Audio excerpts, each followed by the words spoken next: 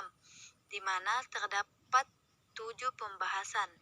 Yang pertama yaitu penyebab munculnya produksi, kedua, pengertian produksi, ketiga, prinsip produksi dalam Islam, keempat, tujuan produksi dalam Islam, 5. Faktor-faktor produksi, 6. Pengertian biaya produksi, dan yang ketujuh, penggolongan biaya produksi. Pertama yaitu pembahasan mengenai penyebab munculnya produksi. Penyebab munculnya produksi dikarenakan produksi sangat penting bagi kelangsungan hidup dan juga peradaban manusia dan bumi.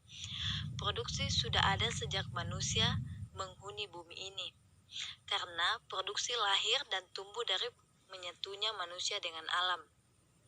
Selain itu, dalam Al-Quran atau arti luas, barang yang diproduksi harus mempunyai hubungan dengan kebutuhan manusia, bukan memproduksi barang mewah secara berlebihan.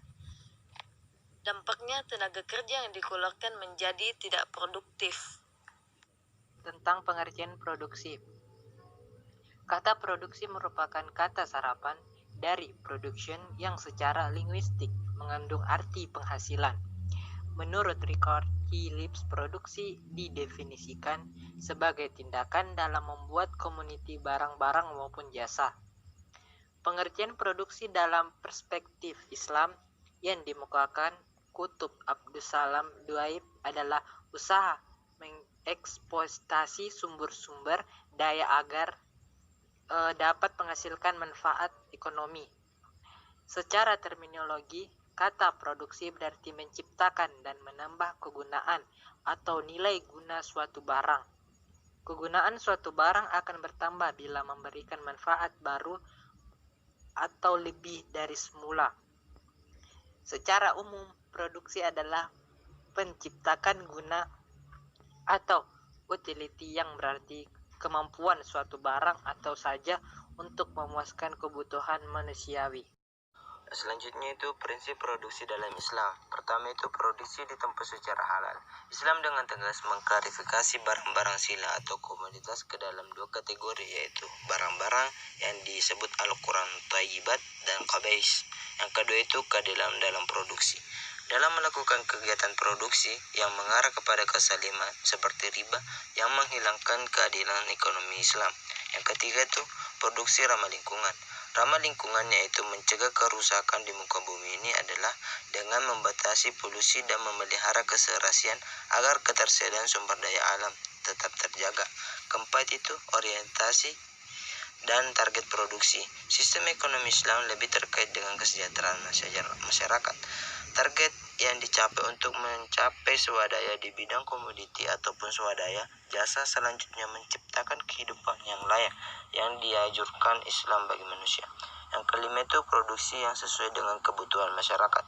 Produksi yang dimaksud untuk memenuhi kebutuhan individu dan masyarakat serta mencapai kemakmuran. Kemudian pembahasan mengenai tujuan produksi dalam Islam. Nah, di mana pemenuhan kebutuhan manusia pada tingkat moderat itu terbagi menjadi dua, di mana produksi hanya menghasilkan barang dan jasa yang menjadi kebutuhan. Barang dan jasa harus memiliki manfaat yang real. Kemudian yang kedua, kuantitas produk yang diproduksi tidak berlebihan, dengan maksud bahwa barang yang diproduksi secara berlebihan akan menyebabkan misalokasi dalam pengelolaan sumber daya ekonomi. Meskipun produsen hanya menyediakan sarana kebutuhan, namun hal ini bukan berarti produsen bersifat pasif dan relatif terhadap kebutuhan manusia dan hanya memproduksi barang berdasarkan permintaan konsumen saja. Produsen harus menjadi sosok yang kreatif, proaktif, dan inovatif dalam menemukan barang dan jasa apa saja yang menjadi kebutuhan manusia dan kemudian memenuhi kebutuhan tersebut. Persediaan barang atau jasa di masa depan. Nah, harus mampu menghasilkan barang atau jasa yang bermanfaat bagi kehidupan mendatang. Produsen harus mampu melakukan pengembangan produk yang dapat memberikan kemaslahatan bagi umat di masa depan dengan kebutuhan barang yang diproduksi tidak bertentangan dengan syariat dan memberikan manfaat yang real terhadap umat. Kemudian tujuan yang keempat yaitu pemenuhan sarana bagi kegiatan sosial dan ibadah kepada Allah. Produsen yang islami akan mampu memaksimalkan keuntungan material dan sekaligus memberikan keuntungan kepada masyarakat dan agama. Adapun faktor produksi. Yang pertama yaitu tanah. Islam telah mengakui tanah sebagai faktor produksi, tetapi tidak setepat dalam arti sama yang digunakan di zaman modern. Yang kedua yaitu tenaga kerja. Dalam Islam, buruh bukan hanya suatu jumlah usaha atau jasa yang ditawarkan untuk dijual pada para pencari tenaga kerja manusia. Yang ketiga yaitu modal. Modal dapat juga tumbuh dalam masyarakat yang bebas bunga. Yang terakhir, organisasi. Organisasi adalah upaya mulai sejak timbulnya ide usaha dan barang apa yang ingin diproduksi.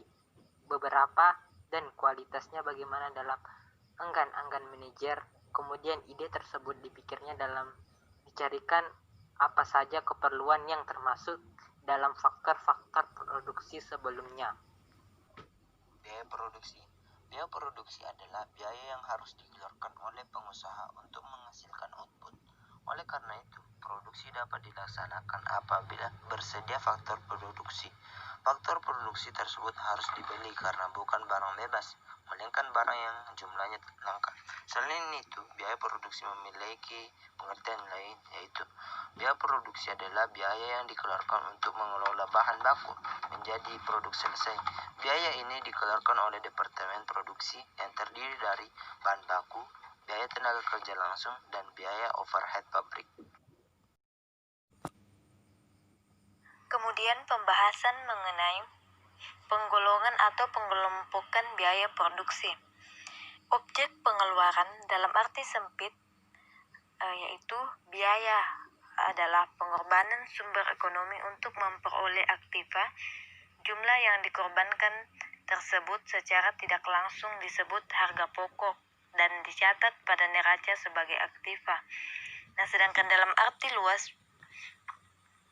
biaya adalah pengorbanan sumber ekonomi yang dapat diukur dalam satuan uang, baik yang telah terjadi maupun yang akan terjadi untuk tujuan tertentu.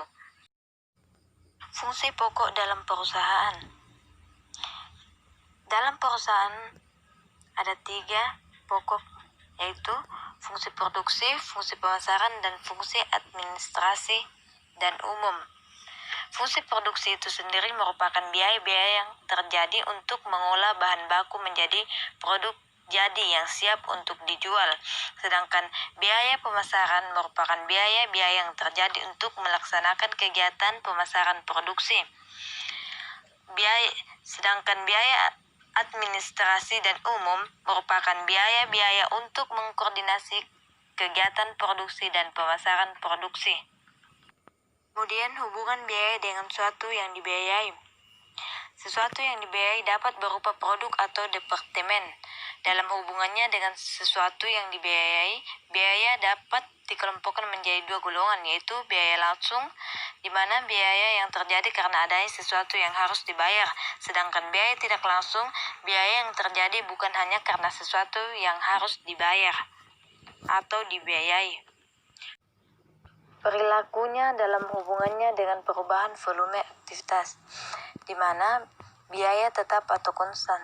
Biaya tetap atau konstan adalah biaya yang jumlahnya tetap pada batas-batas tertentu.